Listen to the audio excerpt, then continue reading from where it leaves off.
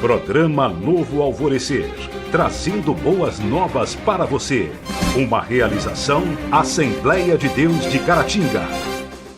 Meus irmãos, a paz de Cristo para você, programa Novo Alvorecer entrando no ar mais uma vez, uma realização da Igreja Assembleia de Deus, Templo Central em Caratinga.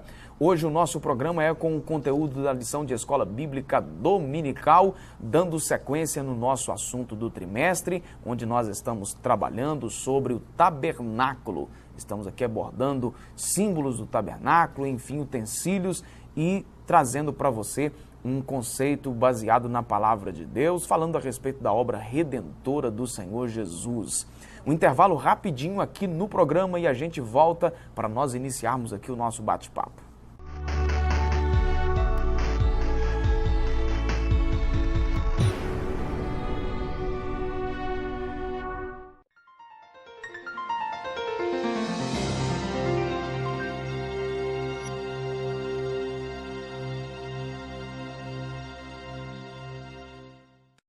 Continuando o programa Novo Alvorecer, comigo aqui mais uma vez o irmão Joás. Bem-vindo, Joás, Deus te abençoe. Dando sequência aqui na lição de número 3, que estaremos estudando neste próximo domingo, dia 21 de abril de 2019. Entrando no tabernáculo, então, é o tema da nossa lição, onde nós estaremos abordando aqui o pátio do tabernáculo. Textual da nossa lição, João capítulo 10, versículo 9. Eu sou a porta, se alguém entrar por mim, salvar-se-á e entrará, e sairá e achará pastagens. A verdade prática diz que para entrar na presença de Deus, no santo lugar, o pecador deve passar por uma única porta, que é Jesus. Êxodo capítulo 27, do versículo 9 até o versículo 19, é o texto que nós estaremos trabalhando na lição de hoje, certo? Vamos lá, Joás. O tabernáculo representa um grande símbolo espiritual para o povo de Israel. Ali Deus se centralizava no meio do seu povo e ele esperava que a nação reconhecesse isso, ou seja, reconhecesse que ele fosse o centro. Deus ele era muito didático nesse sentido, né? Ele falava, mas ele ilustrava, né? com imagens. Né? Você vê, quando ele vai pronunciar as bênçãos, lá é no monte vistoso, todo cheio de verde, tá? As maldições no monte rochoso, só tem pedra, não tem mais nada. Né? Quando ele vai falar que ele deve ser o centro, né, da adoração, o centro da referência moral, né? Ele deve ser centralizado em tudo, né, no seu povo, no povo que ele elegeu, né? Ele usa a figura do tabernáculo. Né? Fica justamente no centro. Onde fez a disposição das tribos, né, no entorno, né? Isso. Então ele está ilustrando, né, o que ele está falando. Ele está falando e ilustrando ao mesmo tempo. Você usou aí a conjugação do verbo aí no passado pelo contexto que nós estamos trabalhando. Né?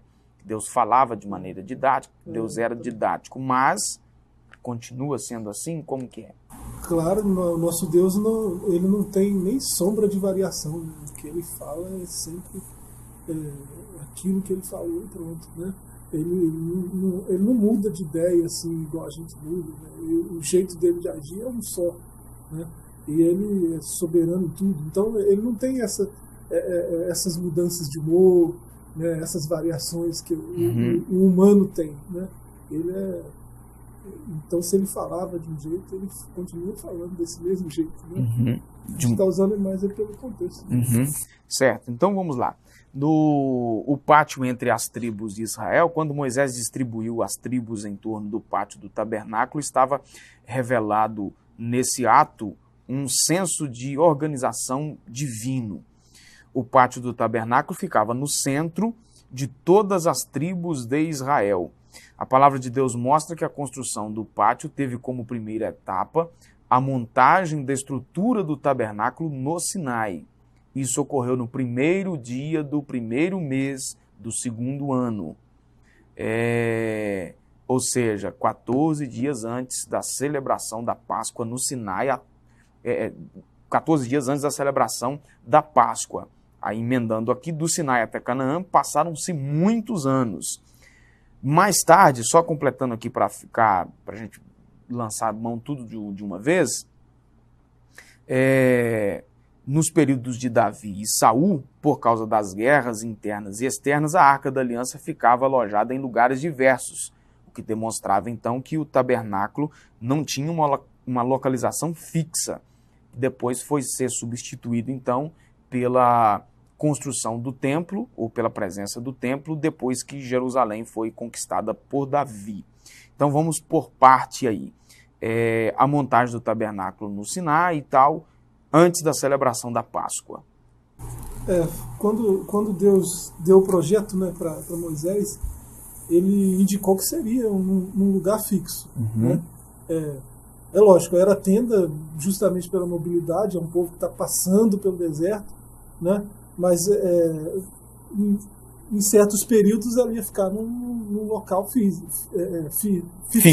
Né? Então, aí indica aí alguns locais, né? Gilgal, Siló, né? Nesse tempo de peregrinação aí. Depois, quando você vê os textos lá da arca, indo de um lugar para outro, né? Estando em um lugar e outro, você vê que parece que o tabernáculo já não existe mais, né? Só tem a arca agora. Até que chega esse tempo que Davi põe isso no coração de construir uma casa para Deus, né? E Deus aprova isso e acontece no reinado de Salomão, né? A construção do templo, né? E o tabernáculo dá lugar ao templo, né? E Deus confirma que era ali mesmo, confirma que ele estaria ali mesmo com eles, né? Descendo com sua glória, né? Na inauguração do templo, né? Mas aí fala, tem uma coisa interessante, o primeiro mês, né, foi no primeiro dia do primeiro mês do segundo ano. Já tem 2 anos que eles saíram do Egito, né? E no primeiro dia do primeiro mês, né, mês de Abib, né, que é o 14º dia, o dia da Páscoa, né? Abib antes é importante ressaltar isso, né? Abib antes do exílio babilônico, né? Depois eles adotaram um nome babilônico para esse mês aí, que é Nissan. Hoje se usa o nome de Nissan no calendário judaico, né? Mas é o primeiro mês. Curiosamente, é o tempo que nós estamos agora, né? Cai sempre entre março e abril. E aí a gente vê que depois houve essa substituição, né? Pelo templo. De Jerusalém. Depois que Davi conquista Jebus, né? Toma Jerusalém como capital, né? Constrói ali o templo, né? Agora não precisa de tabernáculo mais, né? Deus vai morar no meio do seu povo, né? Na sua capital. Certo. Então vamos lá. Sobre a posição do tabernáculo, do pátio do tabernáculo, para entender a organização das tribos em torno do pátio do tabernáculo, é preciso compreender o propósito divino resumido em Êxodo 25, versículo 8, diz: me farão um santuário e habitarei no meio deles. Aqui está expressa a vontade de Deus em ser o centro de seu povo. Isso aí é o resumo mesmo do propósito divino, né? Eu vou habitar, morar, né? O termo original ali seria mais como tabernáculo mesmo. O tabernacularei. Esse habitarei seria algo desse tipo, né? Se fosse traduzido ao pé da letra. É como morar em família, é uma casa familiar, né?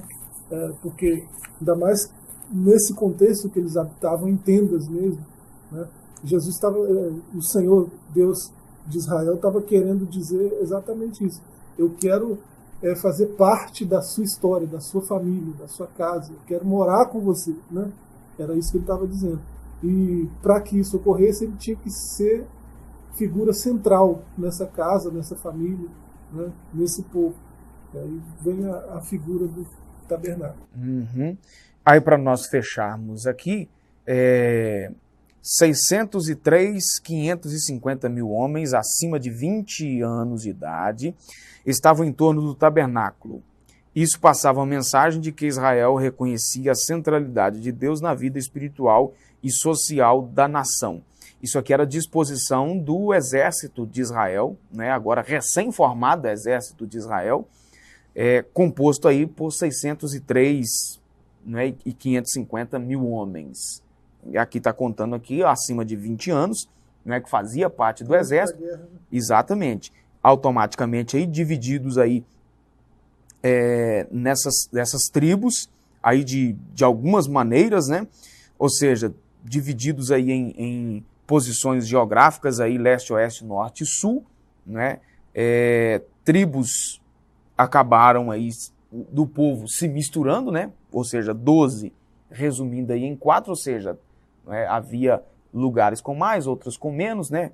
Quando você vai ver a disposição de todo esse povo aí, eu já disse aqui, parece que na primeira lição, que pelo número de pessoas em cada ponto desse, né? Por exemplo, os exércitos de Judá, Issacar e Zebulon estavam posicionados na porta principal do santuário, aí era composto de 186.400 homens, né?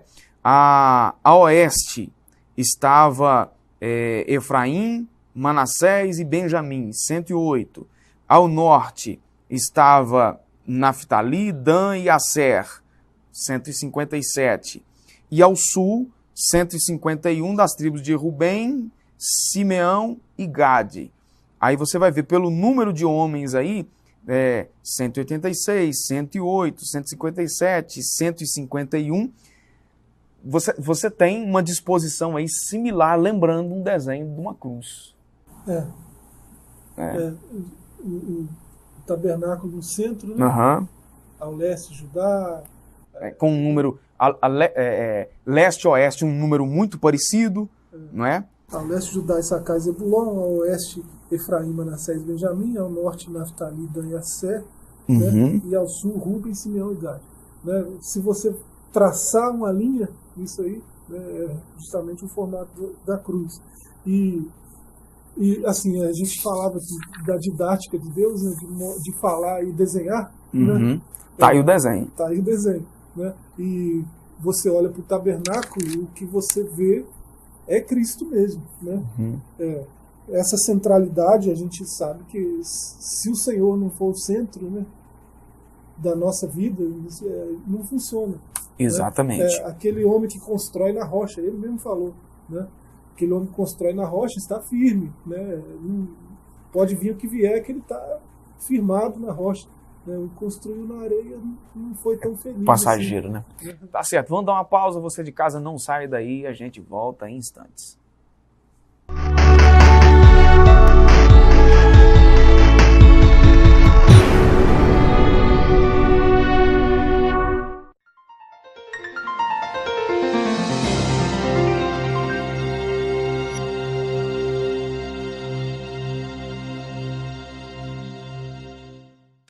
Continuando o programa Novo Alvorecer, agora para o segundo tópico da nossa lição. Nós encerramos aí, Joás, falando aí sobre a didática de Deus. E isso tem a ver com o processo de revelação da salvação, né, que é progressiva. Né? Se Deus tivesse revelado o seu plano de salvação tudo de uma vez, o homem teria muita dificuldade para compreender. Revelando já de maneira progressiva, muita gente já não compreende, porque, na verdade, assim, aí fica aquela pergunta, Deus não poderia, por exemplo, fazer ali, talvez da própria Eva, né, já nasceu o Salvador, ou uma filha de Eva, né, ou seja, o Salvador ser um neto, né, de Adão e Eva, né, já resolveu o problema já de uma vez. Ser mais recente, né? Não é? Então, só que Deus não quis fazer assim exatamente para que o homem compreendesse. Né? Não basta simplesmente ser salvo, é preciso compreender. Né? É o que Paulo diz lá no texto, né, da sua carta aos Coríntios, capítulo 11, no texto famoso aí que normalmente é utilizado aí nas ministrações de ceia. É preciso que haja um discernimento. Discernir é entender, é compreender. Então, precisamos, de fato, compreender. Não é só ser salvo, é preciso compreender. Sobre a construção da cerca do pátio, nós vamos ver que era um cortinado, né? Sendo sustentado aí por hastes de madeira, reforçadas aí com metais preciosos. uma cerca de 45 metros de comprimento, com aproximadamente 22 centímetros e meio de largura, separava o tabernáculo das tribos ao redor.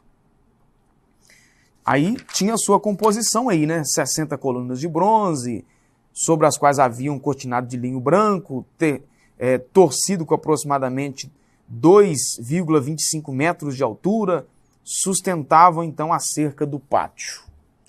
Vamos ler o próximo aí você mata tudo no comentário? Sobre as colunas feitas de bronze,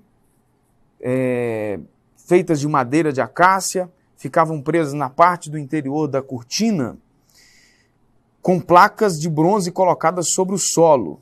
Já as cortinas eram costuradas uma na outra, fornecendo então uma tela firme, ou seja, aparentemente aí era frágil, mas não era, né? Quando fala de cortina, nem parece que era frágil, mas um revestimento bem feito, né? Feito aí por artesãos, aí você vê que isso vai... um projeto duradouro, apesar de ser passageiro, mas, de certa forma, não era para acabar de um dia para o outro, não era descartável, né? Tudo era metricamente encaixado, ou seja, elementos que didaticamente simbolizavam, então, segurança, estabilidade, além de comunhão. Essas colunas aí, fala primeiro do cortinado, depois das colunas, né? Mas esse cortinado ele se estendia sobre essas colunas, né? 60, chamado de varais, né? 60 colunas. A base dela é de bronze, né? Lógico que bronze aí, nessa época não é bronze, está traduzido bronze, né? O Le Rocher está traduzido bronze, mas seria mais cobre mesmo. Né? Não é sempre que Le Rocher aparece no texto do Antigo Testamento que é bronze. Né? Eu separei dois textos aqui, por exemplo, em Êxodo 38:8, ele está traduzindo como bronze, em Deuteronômio 8:9 está traduzindo como cobre. Né? E é a mesma palavra. Então podia significar tanto cobre quanto bronze, mas nesse caso era cobre, porque o bronze é uma liga metálica. Né? O bronze não é um metal que você extrai da natureza, é uma liga metálica, né? Zinco mais estanho. Né? Então é um negócio mais complicado. Nessa época não tinha. Tanto o zinco quanto o estanho eram muito raros, né? Muito difícil de se encontrar. Até pela tecnologia, né, da época. Né? Então era cobre mesmo. A gente vai falar bronze durante a lição toda, mas é bom entender que era cobre. Né? Então era um negócio maciço, era uma coisa firme, forte, né? Para aí vinha a madeira de acácia, revestida. Ainda tem prata por cima ainda. Né? Parece que é mais estético, né? Do que qualquer outra coisa. E tinha os varais de prata que dava mais sustentação ainda, que era ligado ao chão, né? Com cordas ao chão. Então aquilo era muito firme. Né? E o desenho, né? A figura que o Senhor quer passar é essa mesmo, de segurança, estabilidade, firmeza. Né? A comunhão do seu povo com o seu Deus deve ser assim, firme, forte, né? Alicerçada em bases sólidas, bases firmes. A madeira não vai na terra, ela vai na base mais firme, que é o bronze, cobre, né? Que a gente está falando bronze. Né? Então a nossa comunhão com o nosso Deus deve ser assim também. Né? É lógico que Israel passou aquilo tudo como figura para nós. Né? Então a nossa comunhão deve ter essa estabilidade, essa firmeza também, né, com o nosso Deus. E quanto às cortinas, né, linho fino, vai falar de pureza. Né? Era um tecido branco, né, e que era próprio da nobreza, né? A nobreza lá do Egito que usava linho fino. Né? Então aquilo tudo ali que cerca o tabernáculo em si, né, vai falar de pureza. Passa uma imagem de pureza, de nobreza. Algo né? valoroso, então, né? O povo de Deus deve prezar por isso também, pureza. Sobre a cerca de linho, a parte reservada na esfera interna do pátio, separada pelo linho branco torcido, revelava a santidade de Deus. Ali os sacerdotes ministravam os cerimoniais e sacrifícios pelos pecados do povo. Nesse sentido, o pátio do tabernáculo revelava que o pecador não tinha acesso ao Deus Santo senão por meio do sacerdote. Esse é o contexto daquele tempo. Daquele começo da revelação. Né? Deus está começando a se revelar. Hoje nós temos uma revelação mais completa, né? Nós temos a revelação completa, né? Não é a mais completa, é a completa. Ali estava começando. É como uma sombra, né, da revelação, como né? O bebê aprendendo a comer ainda, né? É papinho, né? Come com a mão. Né? Agora, depois já é um negócio mais sofisticado. Talvez nem papinho ainda, né? Porque Paulo foi acusar uma igreja. Vocês estão né? no leitinho até hoje, na igreja de Corinto. Então a revelação tem esses níveis, né? E aí era o começo. Né? O escritor aos Hebreus acusou também os hebreus de estarem nessa. Vocês eram para ser mestres, né? Vocês estão aí no leitinho até hoje. Então alguns sistemas religiosos, até sem apontar para sistema nenhum, porque parece que nesse sentido a maioria, a grande parte, funciona do mesmo jeito, né? Sistemas religiosos onde você é acusado de não acessar a Deus a não ser por intermédio de alguém, né? Tá equivocado, porque a gente já tem a revelação de Cristo, a gente já tem acesso direto, livre e irrestrito ao trono da graça, né? Como está lá em Hebreus. Por causa do sacerdote. Então, ele é o nosso sacerdote. Continuou sendo por meio do sacerdote. Mas um sacerdote perfeito. Exatamente. Agora, um sacerdote que cumpriu o propósito. Não é? Agora, a partir dele, então, ninguém mais. Né? Ele foi a consumação. Isso não isenta a gente de liderança religiosa. Não é isso. E nem de buscar cobertura espiritual, né, Joás? Claro. Mas não quer dizer que você só consegue chegar a Deus pela liderança. Não é isso. Não é? A liderança tem um outro papel. Exatamente. O papel da liderança hoje é qual? É um aconselhamento, é uma intercessão, né? É a cobertura espiritual de estar junto, de estar, olha, meu filho, você precisa fazer assim, assim, esse é o caminho. Mas o sentido aqui de acesso a Deus, no caso, para perdão de pecados, né? Tá fora aí, como você no off aí, tá forinha, né? Tá certo, a gente vai dar uma pausa, a última delas, e a gente volta já já.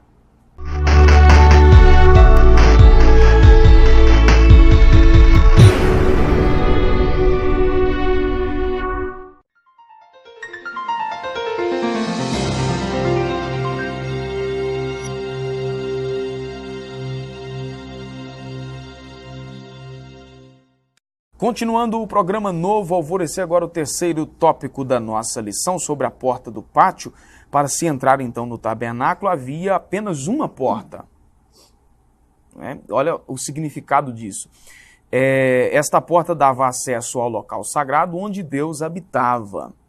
Cristo, o nosso Senhor, é a verdadeira porta de acesso para todos os pecadores. Ele mesmo declarou em João capítulo 10, versículo 9, eu sou a porta. Se alguém entrar por mim, salvar-se-á, entrará e sairá e achará pastagem. A palavra do Senhor confirma toda a doutrina do Novo Testamento que tem em Cristo o único caminho de entrada a Deus. Ninguém vem ao Pai senão por mim. João 14, versículo 6. Eu sou a porta. Né? Ninguém vem. Não é uma porta, é a porta, né? O artigo aí é definido. Só tem essa, né? Só tem esse jeito de chegar ao Pai.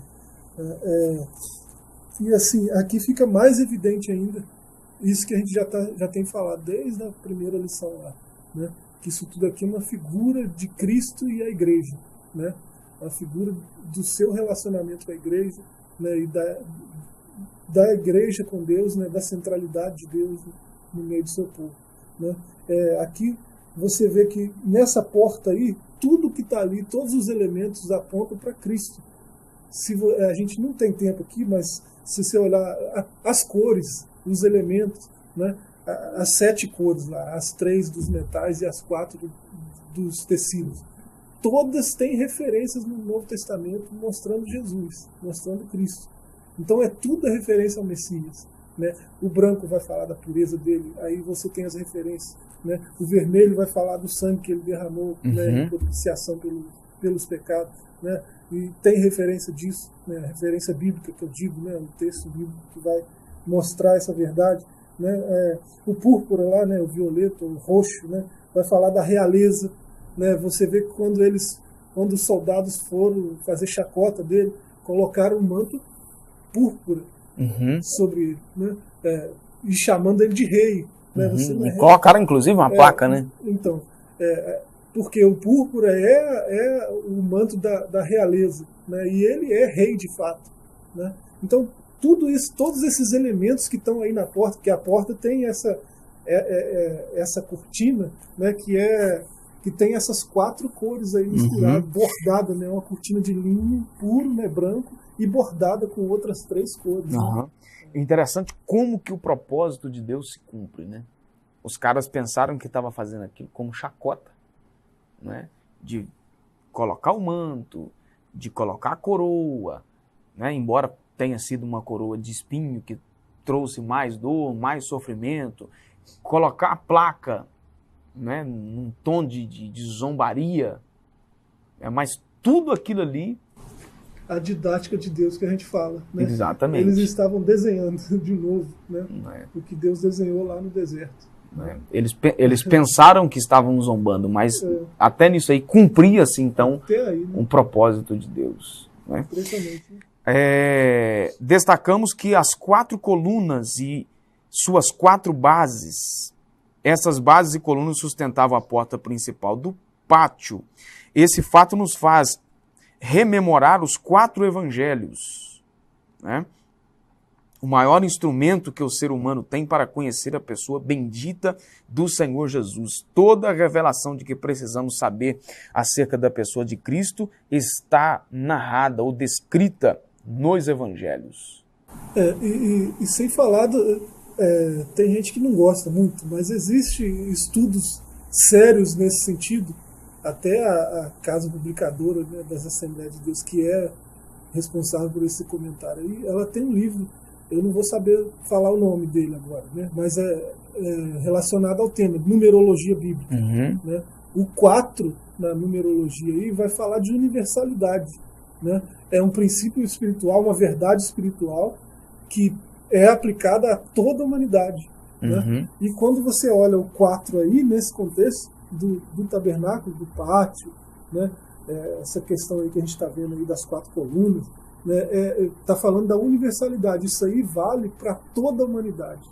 Né? Qualquer um que quisesse chegar a Deus tem essas condições que está descrito pelos 4 evangelhos.